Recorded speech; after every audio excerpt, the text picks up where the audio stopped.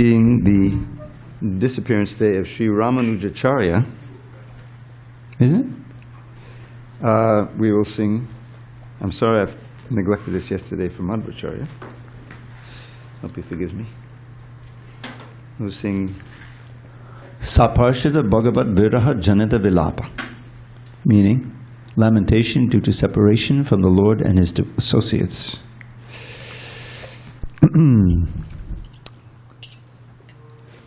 Jayanilo prema dana karuna prachur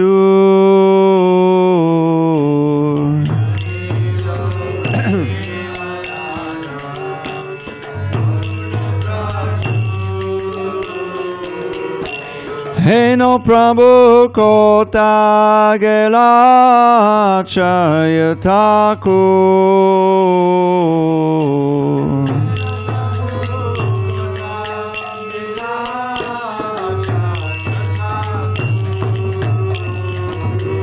Kaha Mora Swarup Rupa Kaha Sanatan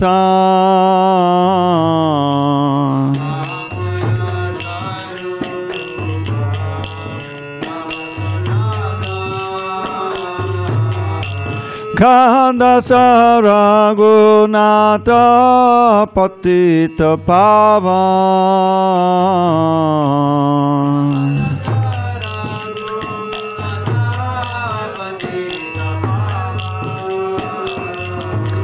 Kaha Mora Bhatta Juga Kaha Kaviraj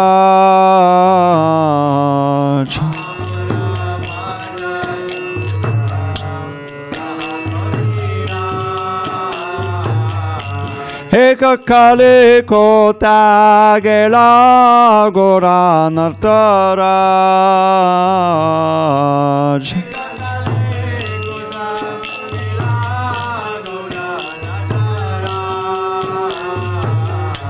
Pashane Kuti Bo Matha Anale Pashibo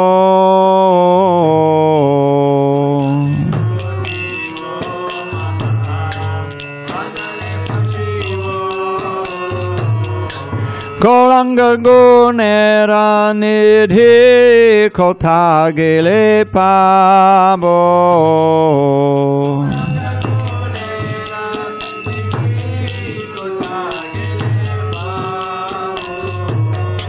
Se Sabba Sangira Sange Je Koilo Bilas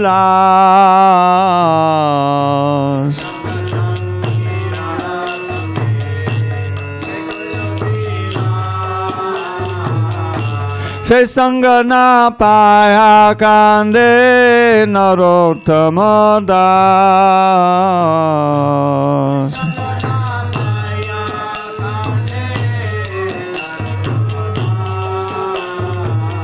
Jayanilo Premadhana Karuna Prachur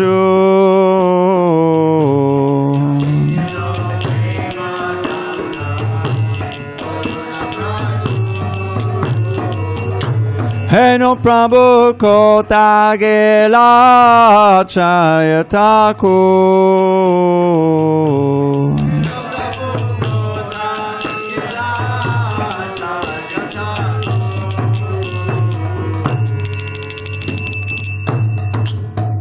Thank you.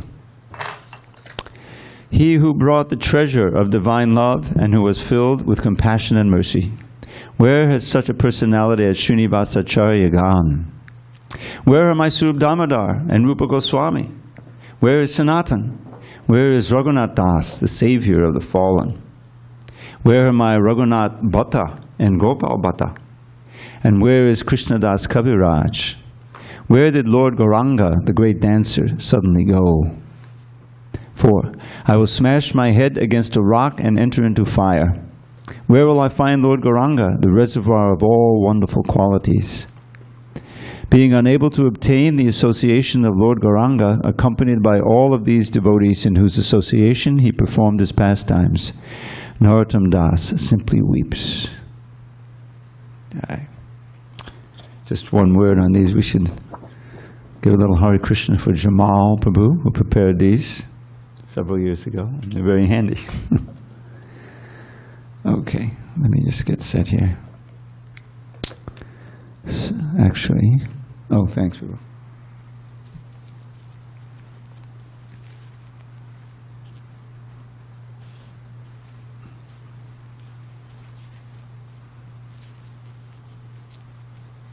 Sorry.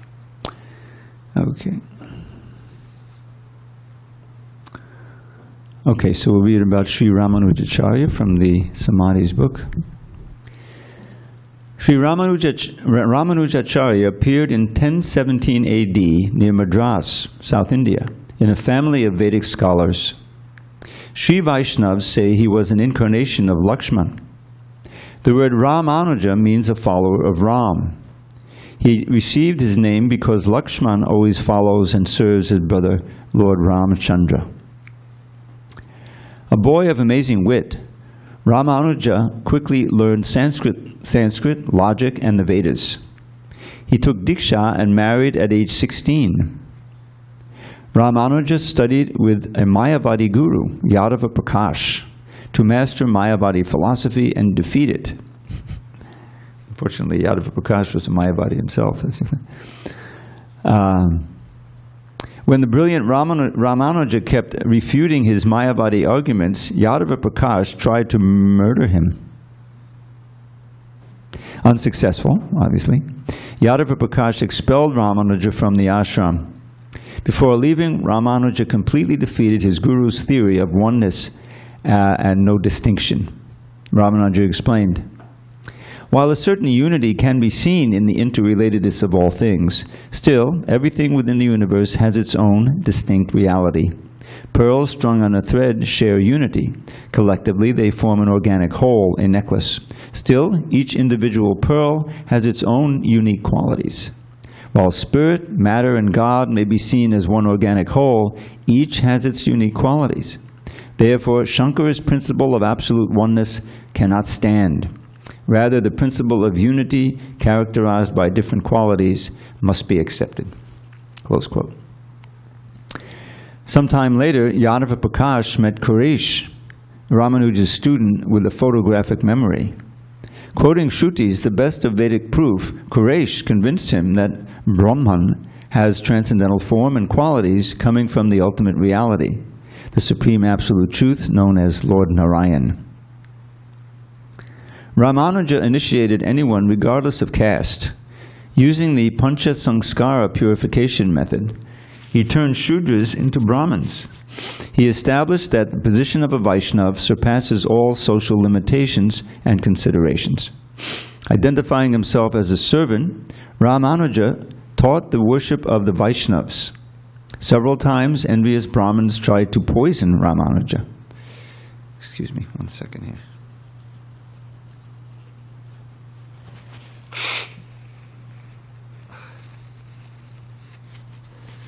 Okay, sorry. To teach detachment to one disciple, Ramanuja staged the following demonstration. He told the disciple to create confusion among the sannyasis by switching their clothes at the bathing ghat. When the sannyasis, who were big scholars and renunciates, started wearing each other's clothes, a big argument began. The disciple could plainly see the renunciates were attached to some cloth. Then Ramanuja sent the disciple to the home of his Grihastha disciple, Dhanurdas. You've heard this pastime? This is pretty amazing. Ramanuja engaged Dhanurdas in the temple to ensure he wouldn't be home. Following Ramanuja's order, the disciple began stealing jewelry from Dhanurdas's chaste wife, who was sleeping, removing the jewelry from her body. After the disciple took the ornaments from one side of her body, she suddenly turned over. The startled disciple fled through the window, but he waited outside to witness the reaction of Dhanurdas. Upon returning home, Dhanurdas talked with his wife. "I am worried that the temple needs money," said his wife. "What makes you think that?" asked Dhanurdas. "Because while I slept, one of the temple devotees came through the window and began stealing the jewelry from my body." To go that far, I think those poor saints must desperately need money. What did you do while he was stealing your jewelry? I turned over, but he fled through the window. Why did you do that? Said Dhanudha. I didn't mean to scare him. I only turned over so that he could take the jewelry from the other side of my body as well. Dhanudas rebuked his wife. If you were not so affected by false ego, you would have given him all your jewels. Now what shall we do? We have failed miserably. His wife lamented, You're right, it is only my pride that kept me from surrendering everything. How will we ever make any advancement? Watching all this, Ramanuja's disciple was astonished at the humility and surrender of these Grihastha devotees. Ramanuja explained the meaning of these two events, the sannyasi's clothes and the wife's jewels. The sannyasis were so attached to some ragged bits of cloth that they fought over it. But the Grihasthas were detached, even from costly jewels, if they were needed for the Lord's service. Ramanujacharya founded the Sri Sampradaya, one of the four major Vaishnava Sampradayas, Brahma, Sri, Kumara, and Rudra. This Sampradaya propounds the Vedanta philosophy of Vishishtadvaitavad, qualified monism. Gaudiya and Sri Vaishnavas share many teachings and practices. The Gaudiyas took Ramanuja's explanation of God and the jiva verbatim. Quote, the principle of God is like a blazing fire, while the living soul or the jiva is like a spark, a small part of God. Anyone who's heard Prabhupada speak or read his books knows he uses that all the time. Both accept three classes of jivas, eternally liberated, forever bound, and freed by devotion and sadhana. Ramanuja taught serving God in Vaikuntha with awe and reverence in Dasyaras, mood of master and servant. Gaudiya Vaishnavas teach confidential service in Madhurya Ras to Radha Madhava within the groves of Vrindavan. Ramanuja wrote many famous commentaries on the Upanishads, the Puranas, Bhagavad Gita. Sri Bhashya, his commentary on Vedanta, presents a formidable challenge to Shankaracharya's impersonal commentary. To this day, the Sri Vaishnava disciplic succession from Ramanuja continues to uphold the traditions of deity worship and philosophy systemized by the founder. His samadhi is at Sri Rangam. Ramanujacharya Ki Jai. There's a whole book, if someone's interested, I have, of his pastimes. It's very fascinating. I can loan it to you. Okay, and now we'll proceed to Srimad Bhagavatam. Oh, sorry about that. Okay. Om Namo Bhagavate Vasudevaya. Om Namo Bhagavate Vasudevaya. Om Namo Bhagavate Vasudevaya. Okay, forgive me. I didn't have this thing. All right.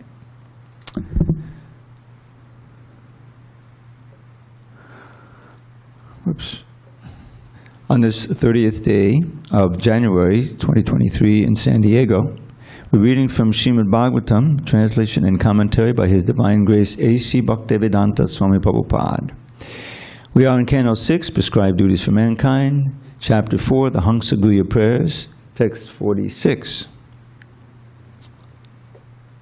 Tapo me vidayam brahmams tanur vidya kriyakritihi angani kratavo jata dharma atma savaha sodaha tapo me vidayam brahmams Tanu vidya kriyakritihi angani kratavo jata dharma atma savaksodaha tapo me vidihim brahmans tanu vidya kriyakritihi angani kratavo jata Dharma atma savaksodaha tapo me vidihim brahmans Tano vidya kriya kritihi Angani kratavo jata Dharma atma savak suraha.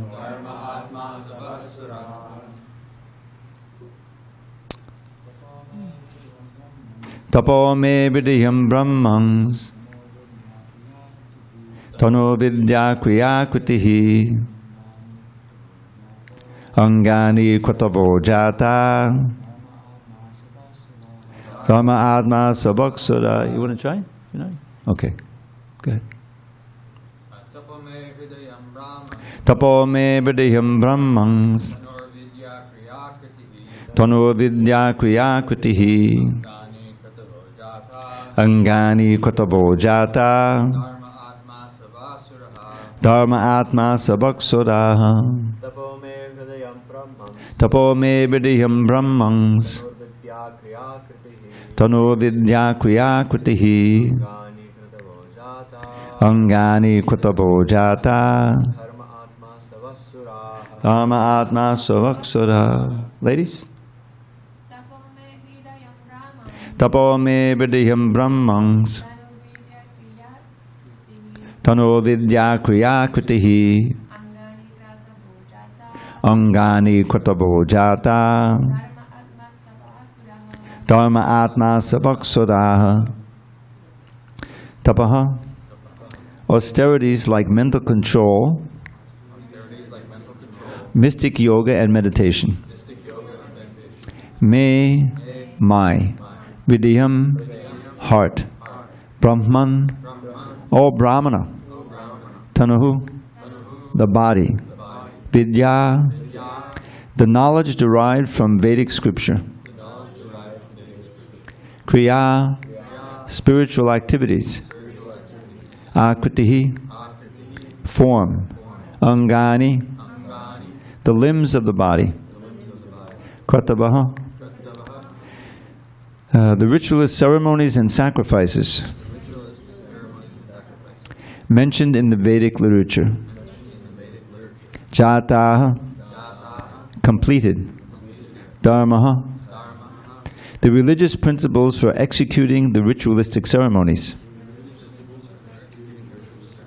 Atma, my soul. Asavaha, life heirs. Sodaha, the demigods who execute my orders in different departments of the material world. Translation. So this is still Narayan speaking to Daksha. My dear Brahman, austerity in the form of meditation is my heart. Vedic knowledge in the form of hymns and mantras constitutes my body. And spiritual activities and ecstatic emotions are my actual form. The ritualistic ceremonies and sacrifices, when properly conducted, are the various limbs of my body. The unseen good fortune proceeding from pious or spiritual activities constitutes my mind. And the demigods who execute my orders in various departments are my life and soul. Purport. Sometimes atheists argue that since God is invisible to their eyes, they do not believe in God. For them, the Supreme Lord is describing a method by which one can see God in His impersonal form. So, for them, the Supreme Lord is describing a method by which one can see God in His impersonal form. Intelligent persons can see God in His personal form, as stated in the śāstras. But if one is very eager to see the Supreme Personality of Godhead immediately, face to face, he can see the Supreme Lord through this description, which portrays the various internal and external parts of his body. To engage in tapasya, or denial of material activities, is the first principle of spiritual life. Then there are spiritual activities, such as the performance of Vedic ritualistic sacrifices, study of the Vedic knowledge, meditation upon the Supreme Personality of Godhead, and chanting of the Hare Krishna Maha Mantra. One should also respect the demigods and understand how they are situated, how they act, and how they manage the activities of the various departments of this material world. In this way, one can see how God is existing and how everything is managed perfectly because of the presence of the Supreme Lord. As the Lord says in the Bhagavad Gita 9:10, we can all, those who know the verse can chant it. Mayadhyakshena prakriti suyate sacharacharam hetunanena kaunteya jagad viparivartate. This material nature is working under my direction, O son of Kunti, and it is producing all moving and non-moving beings. By its rule, this manifestation is created and annihilated again and again. Close quote. If one is unable to see the Supreme Lord, although he is present as Krishna in his various incarnations, one may see the Supreme Lord's impersonal feature according to the direction of the Vedas, by seeing the activities of material nature. Anything done under the direction of the Vedic injunctions is called dharma, as described by the order carriers of Yamaraj, Bhagavatam 6.140. Veda pranihito dharmo yadharmas tadviparyayaha Vedo narayanak sakshat swayambhur iti shushuma. That which is prescribed in the Vedas constitutes dharma, the religious principles, and the opposite of that is irreligion. The Vedas are directly the Supreme Personality of Godhead, Narayan, and are self-born. This we have heard from Yamaraj. In this connection, Srila Madhvacharya comments, Tapo bimani rudrastu Vishno vidyamashritaha vidya rupa tathay voma Vishnos tonamupashrita Shingaradyakarkuti gataha Shingaradyakarkuti gataha Kriyatma pakasasanaha Angeshu kratavak sarve madhyadehe chadharmarat Prano vayush chittagato brahmadhya sveshu devataha. The various demigods are all acting under the protection of the Supreme Personality of Godhead, and according to their various actions, the demigods are differently named. Om Jnana Timirandasya Jnanandana Shalakaya Chakshu Unmilitam Mena Tasmai Shri Gurave Namaha. I was born in the darkest of ignorance, but my spiritual master Srila Prabhupada opened my eyes with the torchlight of knowledge. I offer my humble obeisance unto him and all members of Shri Parampara. So we're getting a little taste of what Krishna does extensively in the Bhagavad Gita, and that is to give us ways of seeing his presence even through the material world. He starts in the 7th chapter when Maya Saktamanapata Yogam Yanjanmanashya. I'm going to give you a way now by which your mind can naturally and easily become attached to me. Because the 6th chapter was kind of problematic for Arjuna. It's very, very important verses and instructions there, but it's all centered on dhyana yoga. And Krishna gives a little outline of how to practice it. Go alone, sit in a sacred place, sit in this way, control the breathing, all these things. So Arjuna rejects it. Chanchalam himana Krishna pramati balavadadham. The mind is so restless and obstinate. It's like trying to control a wind, trying to control a hurricane. And Arjuna said, he doesn't say this, but it's there in the commentary. He's a Grahastha, he's a Kshatriya. It's not his dharma. So Krishna encourages. He says, no, it's possible through practice. You can do it. And Arjuna says, okay, but what if I fail? Won't I be like a riven cloud? I'll give everything up. I'll go to the Himalayas and I'll fail there. I won't be a successful yoga. I'll be an unsuccessful Kshatriya. And so Krishna says, no, don't worry. Whatever progress you make, you'll be born in a pure family of devotees or in a wealthy family. You won't have to worry, and pious, and you won't have to worry about your maintenance. He doesn't go into detail like that. But Arjuna is not going to take it up, obviously. And Prabhupada makes the point, nowhere in the Mahabharata or anyone else does it explain or describe how Arjuna took up this Ashtanga Yoga. So then there's a verse at the end there where you can just hear Arjuna exhaling in relief.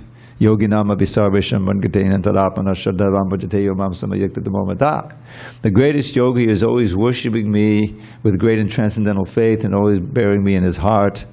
And says, oh, well that sounds familiar. Krishna is my best friend. I'm always thinking of Krishna. So he's encouraged there. But then Krishna begins speaking the first verse of the middle 6 chapters, which Prabhupada said is the essence of the Gita. And the whole idea of dhyana yoga, of any limb of bhakti yoga, is to develop attachment for Krishna and detachment from Maya. And that involves the mind. All of these attachments are there in the mind for many, many births, right? So Krishna says, okay, now, Maya Sakta Manaparta, I'm going to teach you how you can make your mind attached to me, without going through this Ashtanga yoga practice.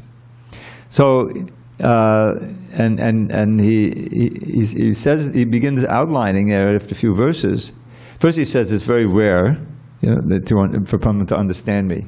Even if one is perfect in the sense of understanding the difference between the body and the soul, many thousands of men, there are many thousands who can realize that one can understand me. But then he starts outlining, okay, exactly where we're at. Bhumar, Apa, Olano, Vayu, Kangmano, Mureja, the material energies, the 8 different energies, from gross to more and more subtle. And it's not like, this is not a mysterious verse. We can all understand, yes, solid matter, I can understand that. And liquids, yeah, okay, we got plenty of ocean there. And then the gases, we're surrounded by the air, and on, all the way up to the mind and even the ego. It's not impossible to understand that, the sense of self, you know. So these are the building blocks of our experience, the body and everything outside. There's nothing, and Krishna, these are my energies. These are my energies.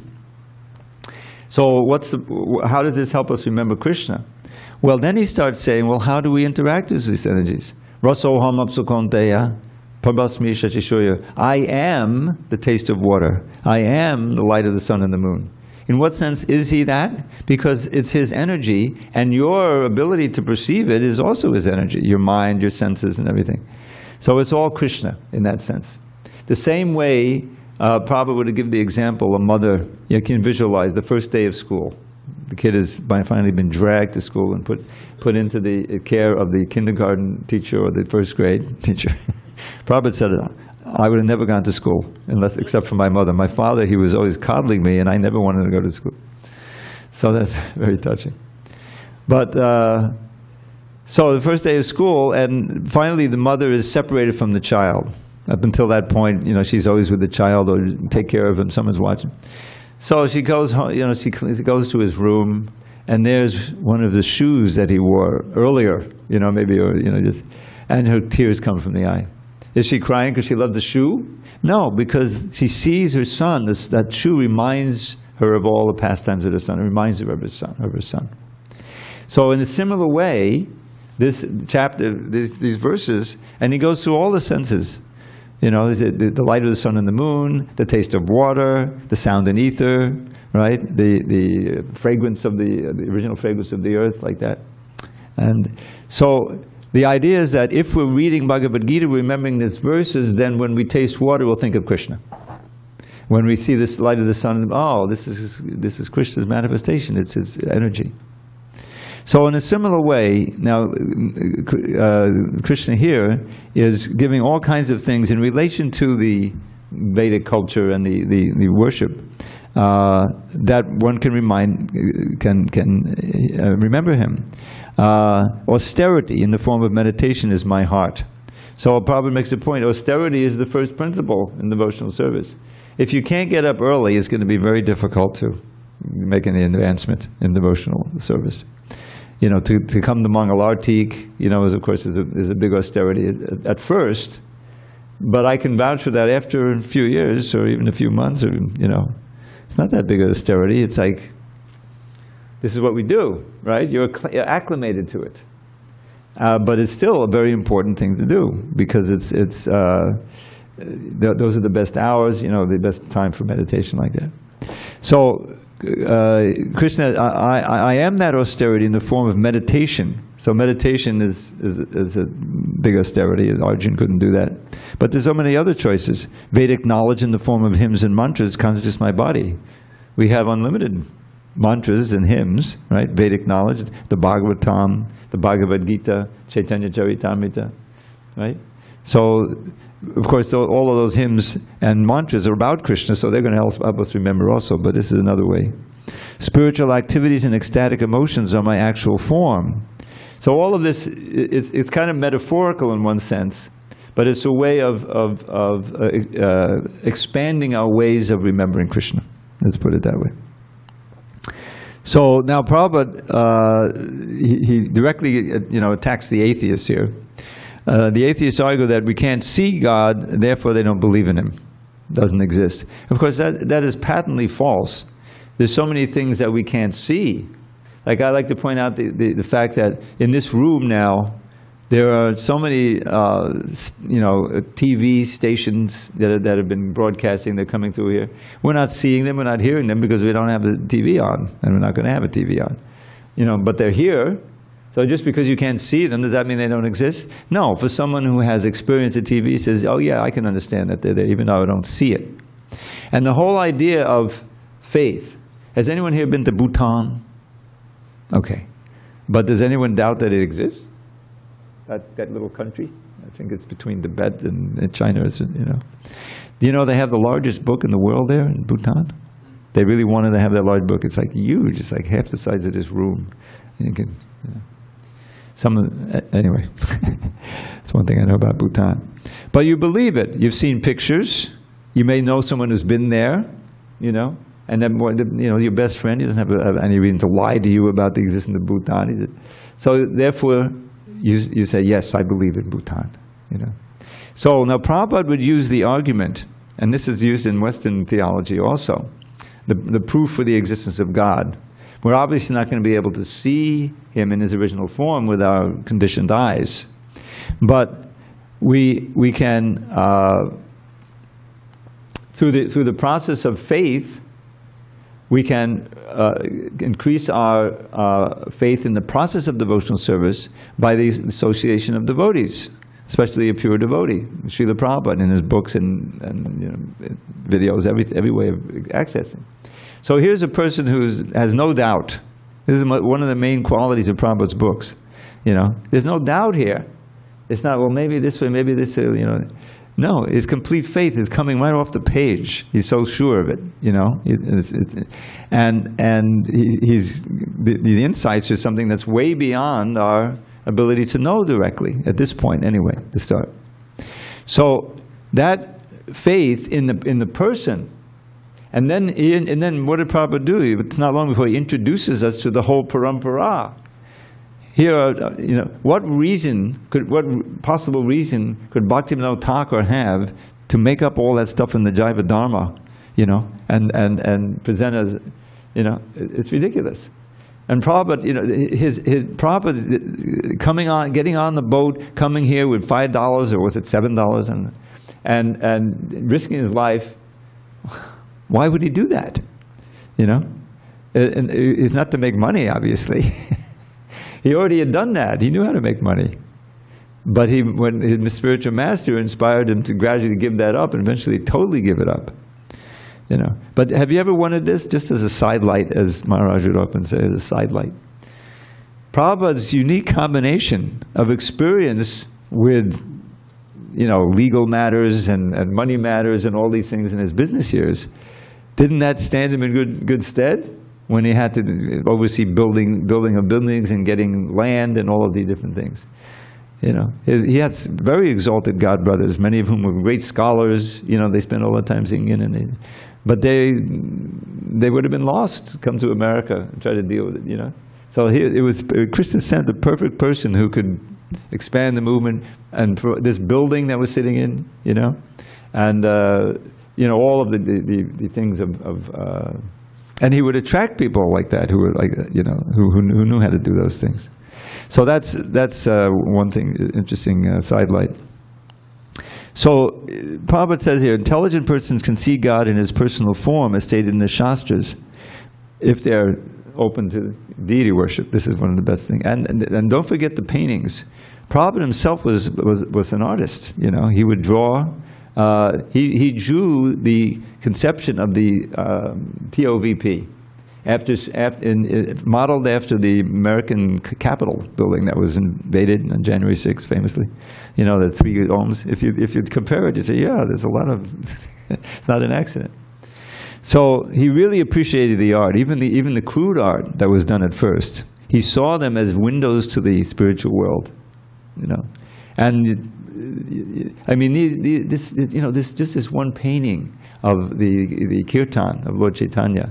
There's so much there, and it's so realistic. They got so expert in painting, and one can be, the purer you are, the more you're going to really be able to enter into that painting and experience what's going on there. So, my point is that here in this verse, and the purport Prabhupada expands on it, this is Krishna's plan of how to make himself accessible even to the covered spirit souls, so that they can begin the process of purification and eventually see the personality of Godhead. Just think of Dhruva. Dhruva was, his whole motive there, right, was because he'd been insulted by his stepmother, and his father was under the control, so he felt very hurt to the quick, the Kshatriya spirit, easily offended. So he wasn't thinking of realizing God and going back to Godhead. He was thinking of that, how he can get a kingdom greater than his father's, greater than his great-grandfather, Lord Brahma, which he eventually got, So that he's going out there, 5 years old, to the forest, because his mother advised him. That's not in the Bhagavatam, but Prabhupada tells the story that way. Where is God? She said, well, only God can help you. Well, where is God? Well, I have heard that the great saints go out into the forest to find him. A simple mother, All right, I'm going out in the forest. So the whole thing is kind of childish, but the point is the determination is there. Narada Muni sees that, and so he comes and he has this bhakti shakti. He's just the right words for each candidate, whether it's the hunter or it's whether Dhruva. So first he tests him. He says, "You're too young. Go back home, and learn something, and I'll come back and I'll teach you." "Thank you very much, sir. But if you're not going to tell me, I'm going on into the forest myself." So Narada says he provides it's very interesting what he provides. He gives him, of course, Om Namo Bhagavate Vasudevaya, the holy name, right? And then he also gives him a rudimentary deity worship. That's explained later in the Bhagavatam. It's a section in the 11th canto on deity worship. That if you're out in the forest and there's nothing else, you can make a little rudimentary deity near a stream. You have to have some source of water anyway. Each day, and offer puja, and then merge it back in. It's not an offense. And then do it again the next day. So he was doing that, and he was chanting, and of course controlling his breath, great austerity, and meditating on the Lord within the heart. That's also a part of his meditation. So what happened? He became so powerful out of his determination that his austerity, I use this word, and I looked it up, but I don't know if it's even in the dictionary, entrained the universal breathing. And the demigods, suddenly they couldn't breathe, They were having trouble breathing, and so they went to Vishnu and asked him to do something about his acolyte there, his devotee. So he comes down, and Dhruva just is very intensely meditating. He's not eating anything anymore, just breathing, and meditating on Vishnu in the heart, Om Namo Bhagavate Vasudevaya, and suddenly he loses sight of the Lord in the heart, opens his eyes, and there he is, And what's his state then? He says, "Oh, thank you. Can I please get a kingdom greater than my great-grandfather's?" No. He has a verse which Prabhupada would like to chant. It's not in the Bhagavatam, but he says, "Sthana abhilashi tapasistitoham tvam praptavam deva munindra guhyam kacham vichinvan abhidivya ratnam svaman kratartosmi vadangdayache." That last line is like the punchline. So he's saying, I was situated in severe austerity, sthana abhilashi tapasistitoham, desiring to get a kingdom, this kingdom. But now I've gotten you, Tvam Praptavan, who are hidden away even from the greatest munis, Munindra Guyam. It's very difficult to see you. So now I realize that kingdom I wanted, greater than Lord Brahma's kingdom, is like shards of glass. Kacham Vichinvan. I was searching for this broken glass. But now I've achieved the divine jewel, Divyaratnam of your darshan. So my Lord, Svaman Kratartosmi Vadangli, I am completely satisfied. I don't want anything else. So what had happened? His desire had matured. It had become completely purified. And Dhruva is so exalted. And what happened? He ended up getting a kingdom. He had to rule on earth, and then he got the Dhruva Loka, which is not destroyed when Brahma's night and day. At the end, it's a Vaikuntha planet within this material world. And so he got all his desires were fulfilled, even the ones he wasn't interested in after a while. So this is the strategy of Krishna, and it's also the strategy of his representatives. Prabhupada would quote this verse, which is really based in a Bhagavatam verse. He would quote Rupa Goswami, Yena kena upayena mana Krishna niveshyet. It's really in the Bhagavatam, Yena kena upayena mana Krishna niveshyet. Somehow or other, fix your mind on Krishna. And the example in the Bhagavatam, at the beginning of the 7th canto, is that the gopis, became absorbed in Krishna out of lust. Kamsa, out of enmity and fear. And he goes on with some others, the Pandavas out of affection, things like that. Somehow or other, fix your mind on Krishna. And then, then everything follows from there. There's an evolution. You start out, my stupid example, but I started out doing Hatha Yoga for health. And it worked, great, But there was always an element in the first studio I went of some spiritual instruction too, because, bless his heart, Amala Bhakta Swami, who was then known as Shiva Prem Swami, I think it was. He had an offer to have his own mat, or we call it ashram, in the Himalayas. This was a successful business that had been there. There was these yoga studios all over the world. And, but he became disenchanted with his guru. And so he went across town. That was when we had the 55th Street Temple in Manhattan. And his place was on the east side, so he just walked across town and heard a lecture by Ridyananda Das Goswami, who was at the peak of his powers of convincing people. He was amazing. He went to Brazil and learned Portuguese in a few weeks. And he made hundreds of devotees. So he heard his lecture and he was like convinced. Amala Bhakta. Then he had to figure out, how am I going to escape from that other ashram? Because he thought that they would try to stop him and prevent him from taking his stuff. So he took one of those big Indian trunks, those metal trunks you get for bringing stuff back. And he loaded it up. In the middle of the night, he dragged it down the stairs, trying to not make too much noise. He told me this story. It was in BTG, because I was working at BTG at the time. And he came, got a taxi, and went across town, He ended up coming to L.A. and joining in L.A. and the rest is history, as they say. He's still there. So how to draw the attention of the conditioned souls to Krishna, and to Bhakti? That's the task of the great preachers, and they have all kinds of ways. These festivals, are meant for that. The Harinam Sankirtan, Prabhupada said, because in the early days, devotees would get arrested, they would get attacked sometimes, and so it was an austerity. But in the end, Prabhupada said, just chanting on the street, chant in jail. Don't worry about it, Krishna's pleased. And eventually, there's this incident, this is an amazing incident, because they had a lot of trouble in Australia. There was so many ordinances and things, and they were getting arrested. So they were doing, I think it was the first Rath Yatra they were doing. It was big time, three carts, fully decorated and everything. So they rented this place, like a warehouse, and they were sewing up, those canopies. You can imagine, a lot of ladies were doing it. And suddenly they heard all these sirens and a lot of screams and everything. And they ran outside, and right down the street, there was a warehouse, and it was on fire. And on the top floor, there were a bunch of ladies who were trapped, and they were screaming and trying to get help. Top floor, maybe 4 or 5 floors up, but, So I don't know who it was who had the idea, but they said, okay, we got these canopies, so let's take one out, And they all went outside, and they said, jump, jump, and they were all holding it. And they, one after another, jumped, and there was one who was afraid to jump, and finally she jumped also, and they were all saved. And it was a big story in the newspaper. Prabhupada was so happy, how the devotees did. Have you heard that story? Krishna make these arrangements so that the devotees can get, free of all this harassment and, stuff like that.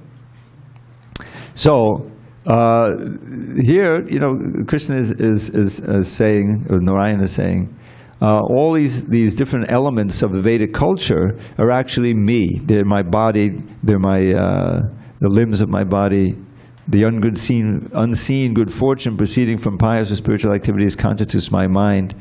So the whole point is to bring it, somehow draw your attention and your thoughts and your faith toward the personality of Godhead. It's a difficult leap to make. You know, for those who've been around for a while, well, of course, you know. But this Prabhupada's one of his main arguments, and this was extensively taken up by the Bhaktivedanta Institute, the scientists. And this is also an argument in Western theology. It's called the argument from design. Some of you may have heard it mentioned like that. And it's very simple. Even a child can understand it. You're walking along the sidewalk and you see a watch in the grass, you know. And what do you think? Did it just grow there? Is it, you know, is it another plant? Well, no, you know. You think, well, it didn't just appear. There's the watch itself, whether it's in the grass or not, is the result of someone's planning and thought. There's a person behind it. Whenever you see organization, whenever you see information, Sadhuputta, I worked with him for a while, he took his degree in information theory. What is that? It's a department of math that probably most of you don't know. But it's exactly what's needed, you know. Information theory means there's too much information in the universe for all of it to have arisen by chance. He proves that conclusively, you know. That's what the impersonalists say. I mean, the scientists say. Well, ultimately, everything, including consciousness in our bodies, yes, it took a very long time, but all of the combinations and permutations and the mutations, you know, and natural selection has come to this, you know. It's really a crazy idea, you know, when you think about it. But that's the official idea in the schools. So this. The simple idea that we're persons, and if you do this thing of finding your genealogy, your father, grandfather, grandmother, they're all persons, right? All the way back, you see. And so where does it come in where there's no persons? It's just this chemical soup. No, the person. So since we're persons, that entity that created us must be also a person. How can it have anything less than we have? You know, it makes perfect sense. So this is a way of seeing God in everything, in all of the information, in all the intelligence, the light of the sun and the moon, all of these different things. So here Krishna is doing the same thing. How you can see him even in this material world, in the interactions. Okay, let's see. What to speak of chanting the Maha Mantra. Now, Prabhupada says we should respect the demigods. So, we respect the demigods, but we don't worship the demigods. I'll tell you another pastime here, right here in the temple. I'm not going to name any names. But there was a gentleman here who was famous in the early days of this temple, the 70s, 80s, 90s. And he had a lot of inclinations toward Mayavad, and as many of them do, toward worship of Shiva. Lord Shiva. Shankara is the name for Shiva, Shankaracharya. So I used to do the evening artik here once or twice a week. And it so happened that one of my nights was on Shivaratri, you know. Now you may have noticed, if you've been around for a while, we don't really do much Shivaratri worship here. But at that time, it was a thing, at least it was this year. And there wasn't any other devotees around, at least none in authority. And they had a lot of the temple was full, and I was doing the arti, and I turned to offer the incense, like we do, and there was a Shiva Linga right up there next to the fountain, and they had all these offerings to the Shiva Linga directly, and here was this gentleman up front, and he was dressed just like Durvasa Muni. I mean, he just reminded me of Durvasa Muni. He had this big cape on and everything, long hair, and beard. And he was offering all these prayers to the Shiva Linga. I said, this isn't proper, the temple there. I mean, you can have the Shiva Linga there, but the Shiva Linga gets the prasadam of Krishna, not that it gets offered directly. So I told myself, okay, nothing I can do here, I'm doing the arti. But next year, I'm going to, ask if I can oversee this. So what we did was, we read the Song of Shiva in the 4th canto, which is all devotional. The Shiva is worshiping Krishna, and you can read that verse. What is the greatest form of worship? is worship of the Lord, Narayan, and even better is the worship of his devotees, you know. So Shiva is presented as a great Vaishnav here, and there's even a verse like that. So we read that, and then when we had the kirtan, we don't do this anymore, but what we used to on the street, maybe some of you remember, Chaturmukhe, there's a certain line in the kirtan where you can say that Chaturmukhe, that's Brahma. He's chanting Hare Krishna, and there's also one for Panchamukhe. Sometimes says for Shiva that he's also worshiping. He's in the kirtan. So anyway, I turned everyone's, you know, I know the Shiva Linga is not going to get direct offerings. We'll, you know, offer the prasadam to the Shiva Linga later after it's offered to Krishna. So there's this confusion, and this is one of the big things in India, and one of the reasons Prabhupada didn't really succeed in India, because everyone says, "Oh, I know Krishna, you know, but I prefer Lord Shiva, and this is what I've been worshipping from childhood, you know, when we worship in Bengal, Durga, Kali worship, all of these other worships." He comes to America, nobody knows anything about anything, you know. But then when Prabhupada is there with his charisma, his bhakti, you know, and his wonderful teachings, and immediately he gets some sincere followers who are perfectly ready to chant 16 rounds of Hare Krishna, you know. So that's, and that Prabhupada mentioned that's why he was able to succeed. So this is, you know, I think we're almost at the end of his instructions here. But just to, you know, just reading the Bhagavad Gita, you read this verse, Maya Jakshena Prakriti Suyate Sachadachana. Okay, so all of this nature that's going on, Prakriti, which is causing, you know, the rising, setting of the sun, this is under Krishna's supervision. Maya Jakshena literally is supervision. In other words, the intelligence, and you read the Brahma Samhita, Srishti Stiti Pralaya Sadhana Shaktireka, that the material energy is, yes, creating, maintaining, and destroying, you know, but she's doing it, she's a shadow of Krishna's will. Itcha, she's following his desire. So it's that original person who is in control of everything, and not only in control of everything, but who is the personification of rasa. We are existing to enjoy, and that means rasa, but we're only getting the pale and damaged reflection of rasa, temporary, and it's so disappointing.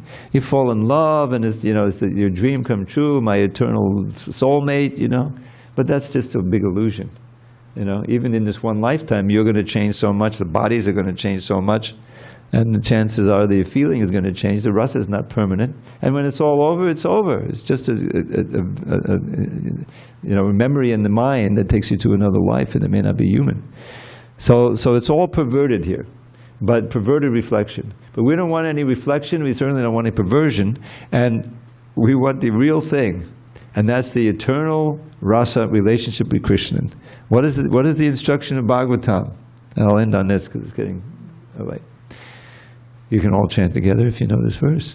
Nigamakalpataro galitam palam shukamakaramita dravasamyitam pibata bhagavatam rasamalayam mohodaho rasika bhuvi bhavika.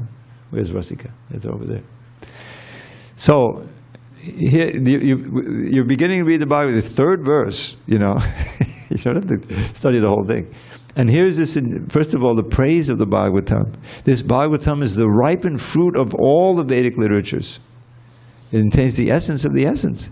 Nigamakalpatagalitambalam, the immortal statement in the synonyms that is semi-soft and easily swallowable. It's the fruit. Nigamakalpataro galitambalam shukamakad. It was touched, it emanated from the mouth of Shukadev. So this whole analogy, the parrot, when he picks at the fruit, it becomes sweeter somehow. Shukamakad amrita, it's just like nectar. Shukamrita amrita drava samyuta. That drava means literally flowing. It says, drink it, drink it. So it says, samyutam, pibata bhagavatam. It's an imperative. Oh, devotees, drink it. Pibata bhagavatam rasamalayam. Now this is interesting, this word, here's a little editing pastime. For years, it was rasamalayam, and I always wondered about that because, I mean, alayam is not a strange word, and dukkha-alayam, right, means the abode of dukkha. So this would seem to be Krikramadamita Dravasam Pibata Bhagavatam Rasam Aliyam.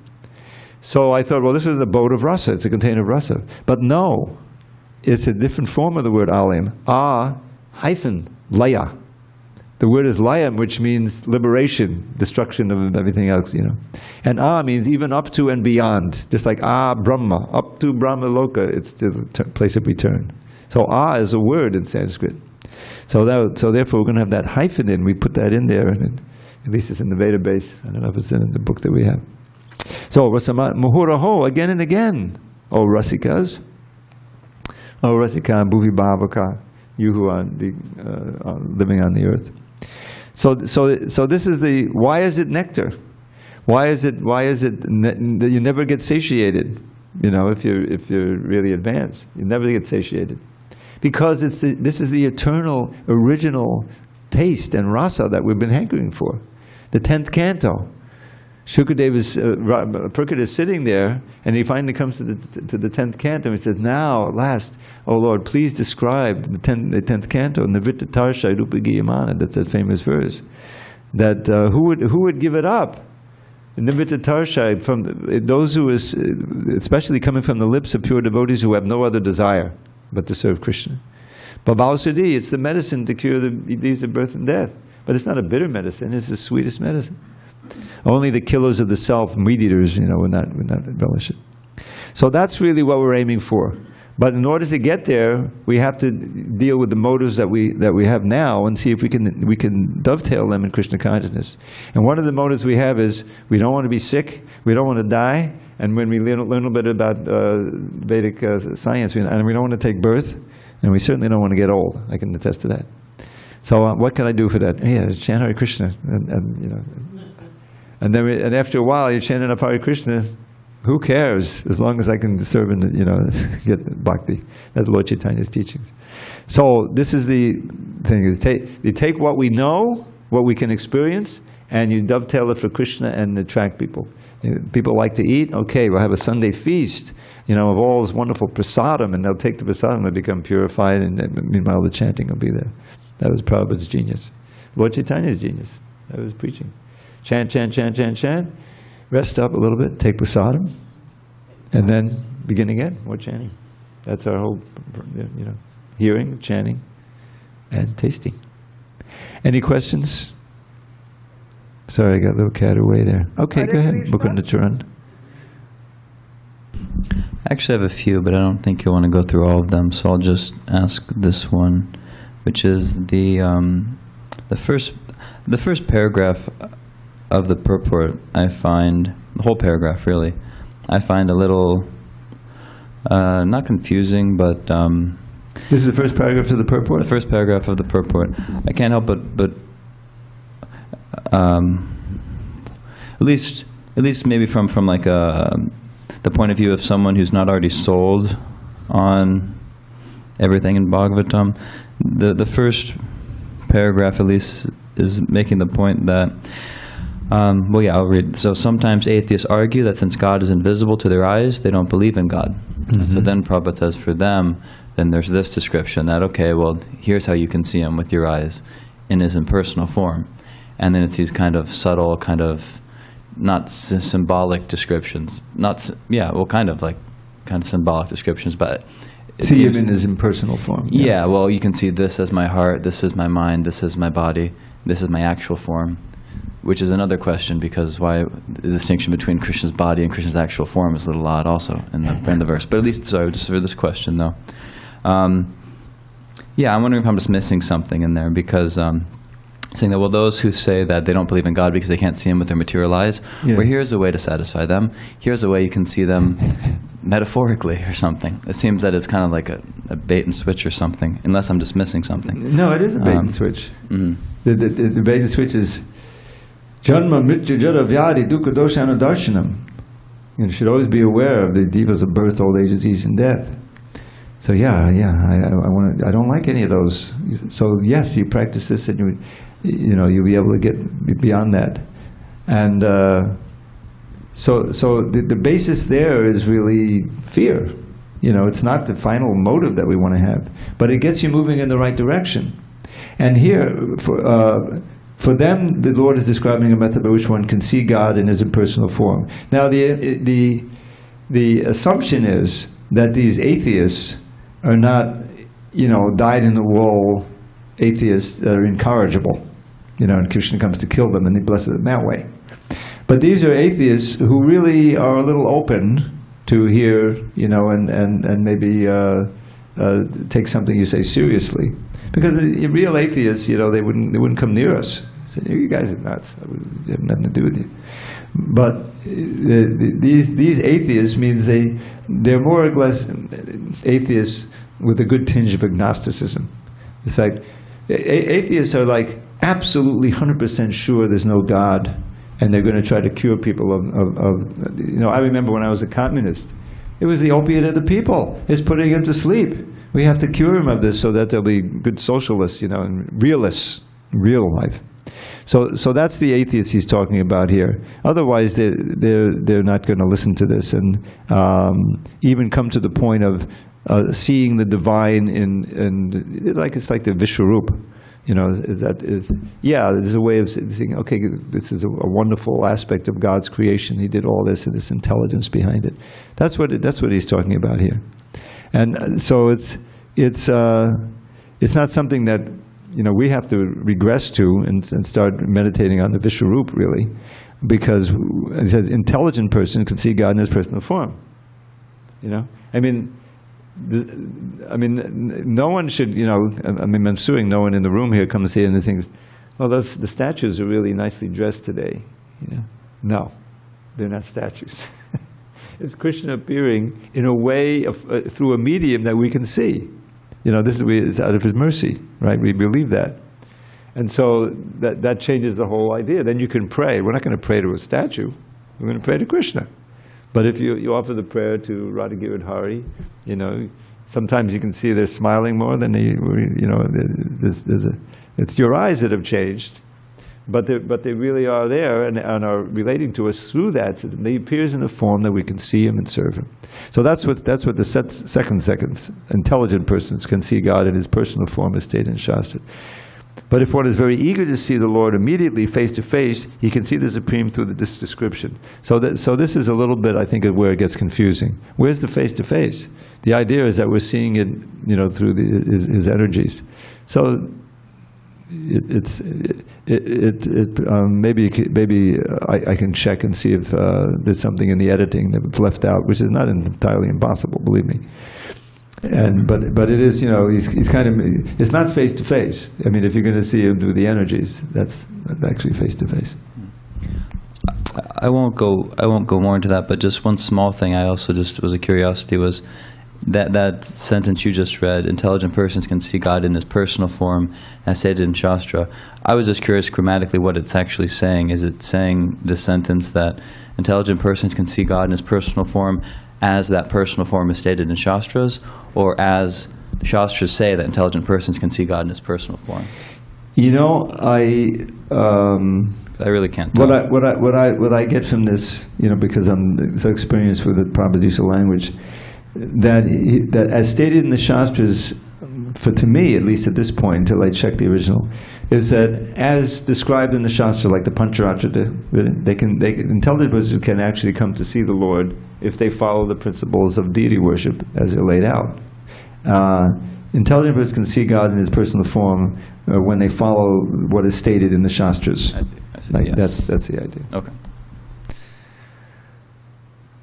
I think we should probably devolve to Vijay if he's there. Vijay, are you there? Yes, I'm here. Okay, we're ready for you. Thank you, Prabhu. Can you turn up your volume, or do we have to do it? Can you hear me? All right, go ahead. I'll try. Prabhu, because of the text you chose for today, the obvious burning question is, who is enjoying life more and better, the impersonalist or the personalist? In other words, the demon or the devotee? Is that your question? Yes, that is my question.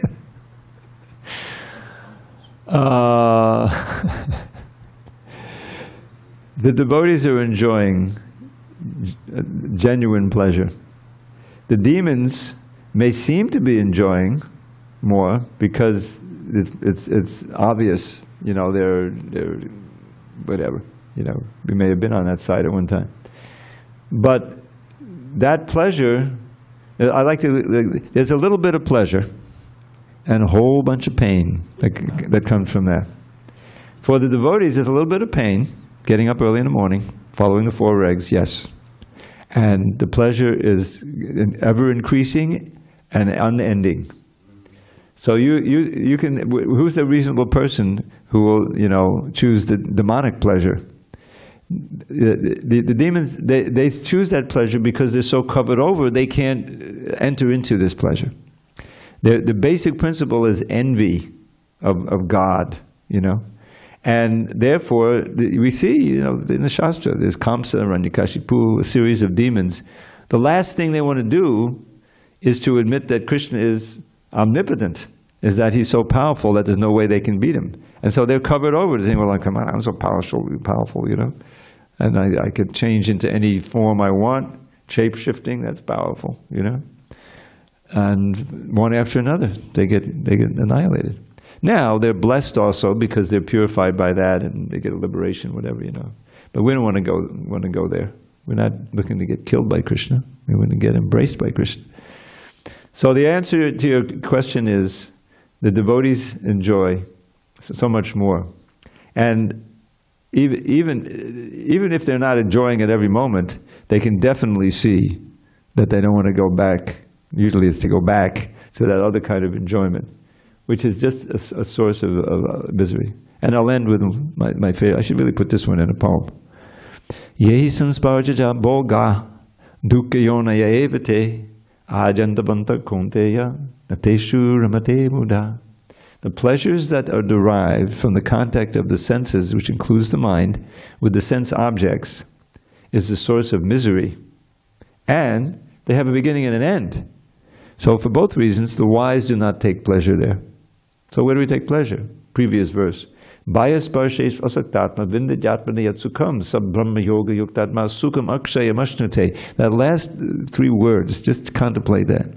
Sukam akshayam ashnate. They enjoy unending, unbroken happiness.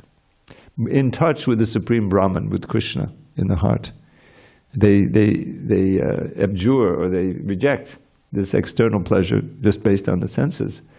And they enjoy the pleasure of the soul contacting the Supreme Soul.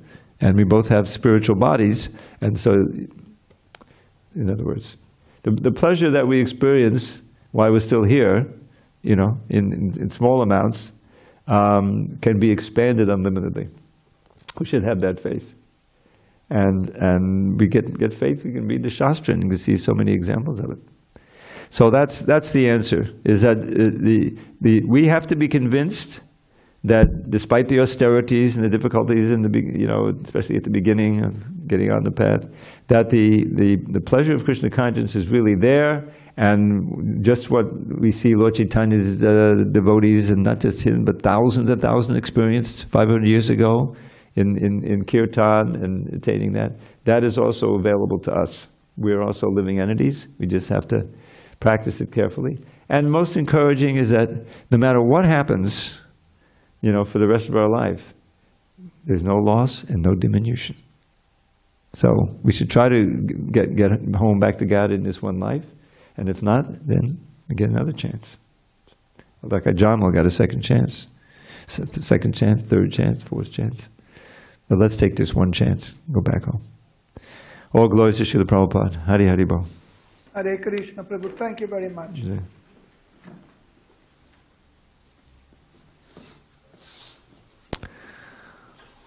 Okay.